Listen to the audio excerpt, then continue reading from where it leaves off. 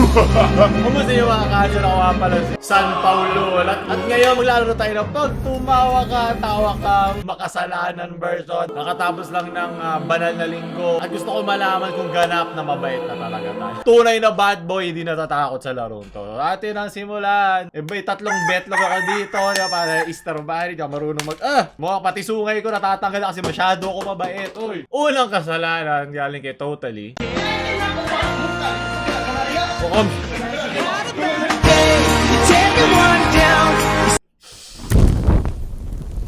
Natatanggal yung sungay ko, tamo, hindi niya kinakaya. Ano kasi malaki ulo ko po, tsaka mga YouTuber talaga Nangalan, natatanggalan pa ulit-ulit Ang makabagong demonyo. Sunod, galing kay...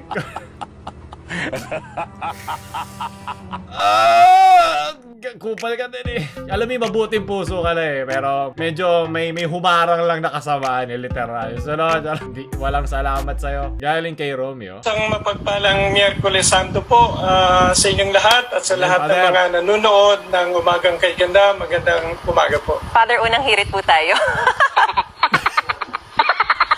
Ng unang hirit, opo. Alright, Father. Yung mukha ni Father. Hindi, yung mukha ni Father. Nakita mo rin yung kalungkutan niya. Father naman natanggalan pa ako ng buhay dahil sa'yo. Kaya may dalawang buhay pa tayo dyan. Bakit ako natawa kahit may laugh track? Sobrang babaw ko ngayon. Sunod. Sandali lang po. Sorry. Wala lang po si Tito Dolphy.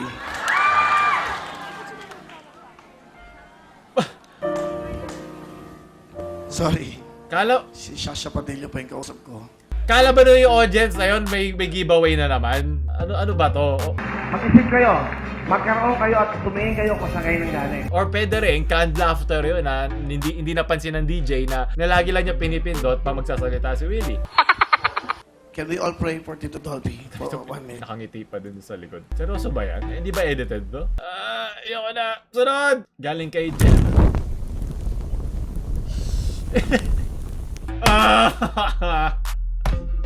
Bad trip kasi, hindi ko agad nakita Napansin ko agad ito sa pagbasa mo. Hindi! Ang mga itlog ko! Taragis naman! Tagala wala isa. Ang bilis! Kaya ayoko tumagay ito klaseng laro Nalalaman nyo na yung humor ko So, masyado masama para sa YouTube. Tumingin kayo kung saan kayo nanggaling. Sunod! Mamamatay tayo! May permiso ka na nga. Diba? Pati yung pagiging homophobic mo, diba? Napakadaming relihiyosong tao, magsisimba, magpapakabay, amen, amen, sa loob ng simbahan, pero paglabas ng simbahan, homophobic. Nakakatawa na kaya nilang mabuhay sa ganong duality of mind. Kaya nilang magsimba, magpakabait, pero kupal sila paglabas sila ng simbahan na yun. So, sino pinakikita mo ng kagandahan loob? Diyos lang? Hindi yung kapwa mong tao? Ano ba naman yan? Niloloko mo ako. Asinungalingan yan, ma. Binato ko yung buhay ko para sa inyo. Para pa lang mapala ako si Kristo. Sunod! Amen! Galing kay Aisha. Please let my people go. Tumahimik ka. Napakaraming bawas ligtas points na tayo kay... sino nga ba yung girlfriend niya? Bawas ligtas points ka kay Maris. Sila na, di ba? Oo, nakita ko lang sa mga posts galing kay Michael Stevens. It was a total e-rape last night at the Manila Cathedral. Pilate again said to them in reply, Then, what do you want me to do with the man you call the King of the Jews? They shouted again, Crucify him! Pilate said to them, Why? What evil has he done? They only shouted the louder, Crucify him! Aray ko. Bawas ligtas points yung sound engineer nito. Sino nag-set up nito, ha? Released Barabbas. Nanginginig na yung Manila Cathedral, Sana, hindi, kaya pa, lalaban tayo hanggang dulo. Hindi!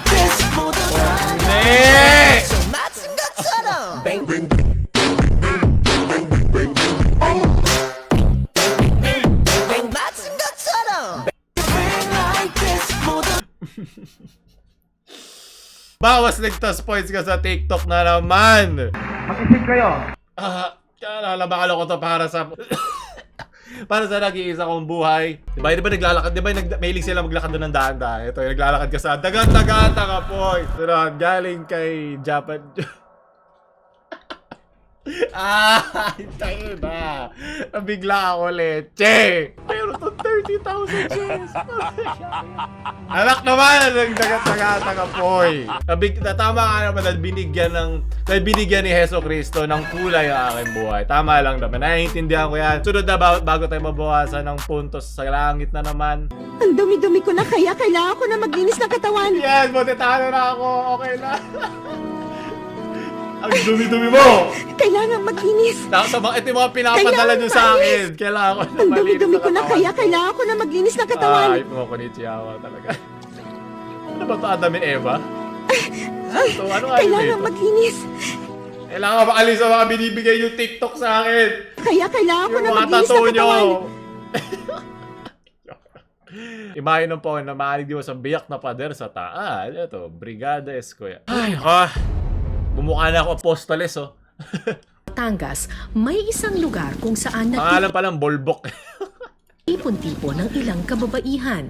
Sumasampalataya ako sa Diyos sa mga makapangyarihan sa lahat. Ito na ba yung bagong Manila Cathedral? Ito lang yung natira sa Manila Cathedral dahil sa lakas ng e-rate kanina. Dala ang kanilang mga rosaryo, taimtim silang nananalangin. Okay. Dinadasalan Ngunit nila yung wala pader. sa loob ng simbahan o kapilya ang kanilang dinarasalan. Sa halip, sa pader na ito kung saan di umano maaaninag ang imahen ng Poong Nazareno. Nasaan? Hindi ko makita. Sino bang foreman ito, ha? Kasalanan to ng foreman, eh. Kasambahin ang ngalan. Ano ba yan? Alam mo yun, ba't ka pa nag-face mask? Pag nakita ko ng mga ganito, magdadasal ka pero wala ka namang face mask. Mapupunta ka lang din sa langit agad-agad niyan eh. Yung ba yung gusto nyo? Nasa yung pag-iingat. Okay lang magdasal. Okay lang manalig sa Diyos. Pero syempre dapat may responsibilidad ka pa rin. Nasa Diyos ang awa, nasa tao ang gawa. Nasa tao ang tanga. Ano ba naman yan? Hindi pwede lahat ibigay mo lang sa taas. Kasi baka bagsak yan din sa'yo pag hindi ka handa. Piling namin sa kanya na kami bilang siya naman ang tinatagurian natin. Be! Ama at tagapagligtas eh. Sana naman kami maligtas sa lahat ng mga Ang baba. ganitong May face kalamidad. mask ka. Tanggalingin ang mga Lagay mo sa ibabaw ng ilong mo. Ibabaw! Ano pa silbi ng face mask? Sumisikip tong sungay ko sa leeg. Kada salita ko dito. ugat. Bukod sa mga rosaryo at kandilang naroon, napansin din namin At mapapalitan itong mga rosaryo at mga barbed wire na mga dextrose at ng mga test tube, ng mga cylinder kasi nasa ospital ka, bawal kang puntahan kasi naka-isolate ka. barbed Gusto wire nyo na ba yun? nagsisilbing koronang tinik ng imahen. Tinik din sa leeg ko to eh. Ito mismo ng Nazareno na sumapi sa isang matandang manggagamot sa kanilang lugar, si Nanay Relita. Ang COVID, isang demonyo yan Sumapi sa na walang sinasambang relihiyon. Kasi nasa buong mundo nga yan eh. Nagpakilala raw ang sumanib kay Nanay Relita bilang ang Poong Nazareno. Nakainom ka na ba ng gamot ng panahon na yun? Lola talaga oh. kanyang gusto na siya ay lagyan ng corona. Yan yung gusto ng halos 100,000 na ngayon ng active cases sa Pilipinas. Ibang corona yung nailagay. Hindi to poon-poot ang binibigay sa akin ito. Ba't naman ganito? Ang mga tao po, sa awa ng Diyos, hindi naman mga nagkakasakit. Ang pandemic na ito, hindi po naman naghihirap sa awa ng Diyos. Hindi Uwa? Yun yung iniisip ko pag sa ganyan. Kunyari yung kapitbahay mo na nakawan, magdadasal ka ba? Dahil nagpapasalamat ka na hindi ikaw yung nanakawan. Diba ganito rin yun eh. Yung perspective ni Lola, papasok lang.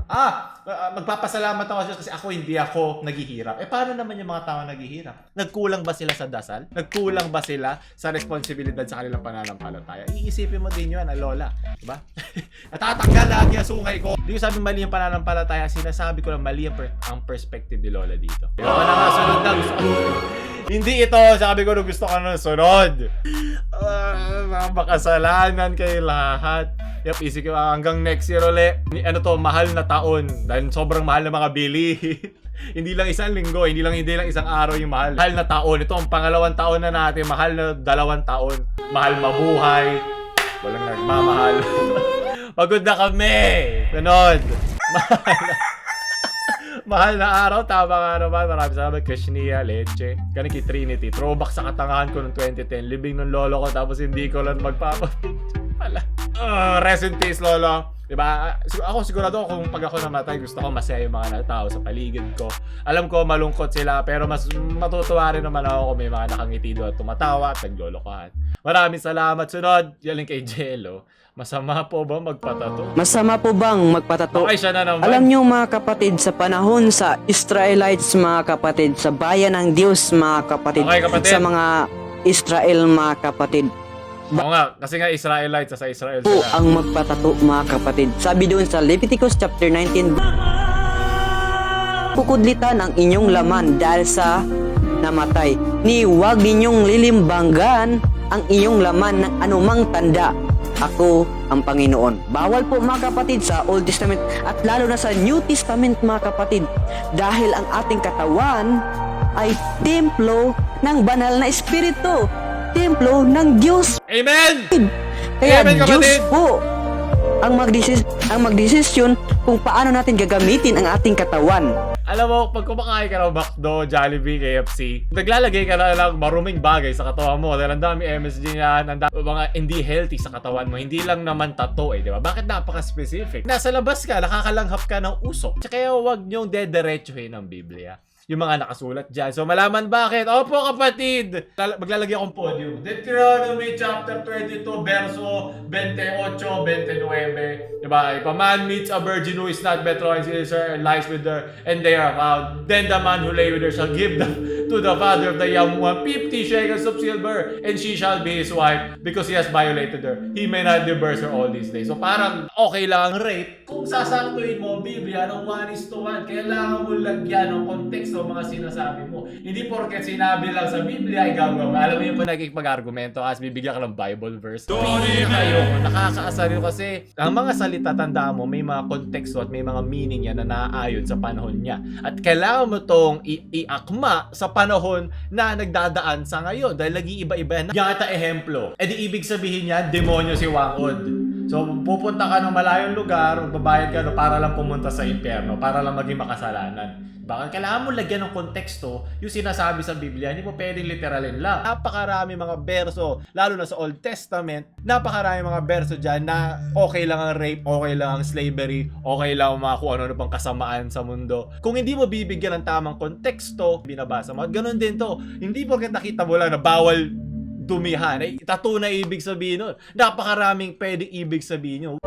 Dahil itong katawan na to ay mawawala din to at ang templo ng Diyos ay ang ating katawan. Kaya dapat nating ingatan. God bless mga kapatid. God bless ha. Sana naiintindihan mo rin yung binigay ko sa iyo. Tatanggalin ko na yung podium ko. Katulog din lola ko eh na nagpa-tattoo ka, demonyo ka, demonyo! Genesis, Exodus, and Leviticus, Numbers, Deuteronomy, Joshua, Judges, Ruth, Baruch, Ezekiel, Daniel, Hosea, Joel, Amos, and Obadiah. Memorize ko pa yan. Matthew, Mark, Luke, and John, Acts of the Apostles, Romans, Corinthians, 1 and 2, Galatians, Ephesians. Di kanta pa kami dyan eh. Yan ang tunay ng demonyo. Alam na alam natin yan. Lagi-lagi mo muna lalagyan ng konteksto ang mga bagay bago mo basahin dahil yan ang unang-unang kailangan mo intindihin pag magpapasok ka ng bagong impormasyon sa katawan mo. Sunod! Huwag patayin Lord Holy Week. Bakit? Tinignan ko yung comment section. Ano pala to sa Mobile Legends pala to?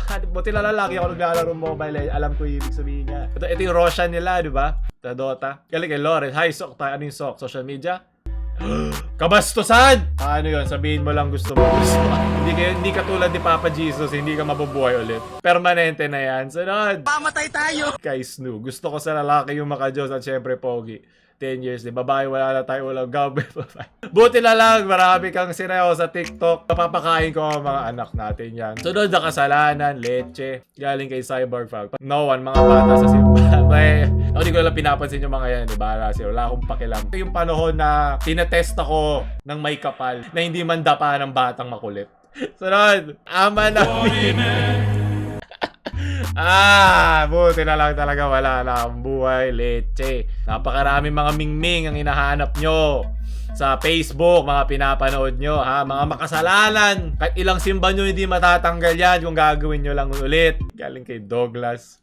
Mensagem aí pra mim, pelo zap, vá. Ayoko na. Tama na. Ayoko na magkasala. Ele é ligeiro, viu? Pronto.